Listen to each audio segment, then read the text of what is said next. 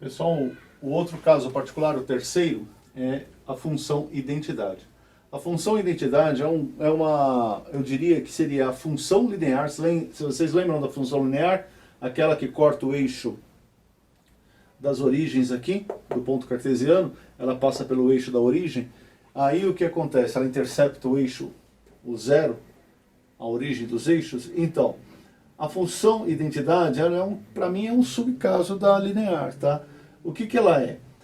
Lembra da função linear, que é quando o b vale zero, não tem o valor para b, essa reta ela não se desloca aqui pelo eixo y, ela sempre fica aqui, ó, passando pelo eixo x, que é aquela função que eu tinha colocado aqui para vocês, f de x é igual a ax.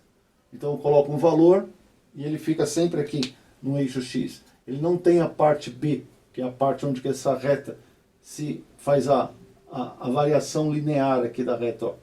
Ela se desloca aqui. Não tem isso. Ó. Ela não faz esse movimento. Ela fica apenas aqui. Ela pode pegar qualquer sentido, mas sempre aqui, cortando o eixo das origens, né? Cortando o ponto das origens. Então, o que acontece? A equação, a função identidade, ela é uma função linear onde que f de x é igual a x. Então, todos os valores de x vão dar o mesmo valor para f de x. Quando x for 2, f de x é 2. Quando x for 3, f de x é 3.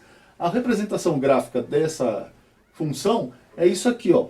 É uma reta cortando a origem dos eixos, tá? Que aqui é a origem, tanto para o x quanto para o y é zero.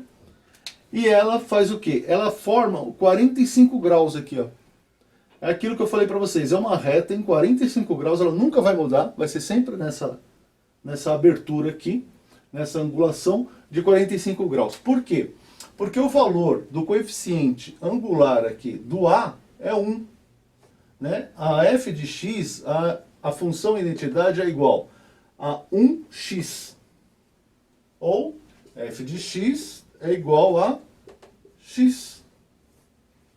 Então, o valor para o coeficiente angular é 1. Se você puxar na calculadora, que nem eu falei para vocês, o arctangente de 1, qual que é o valor? 45. 45 graus. Então, o arctangente desse valor é 1 e ele não muda. Essa função, ela não tem variação angular. Ela fica sempre em 45 graus e não tem deslocamento linear, tá? Ela não se desloca no eixo y, ok? Exemplo de função linear, de função identidade, desculpa, a função identidade do tempo.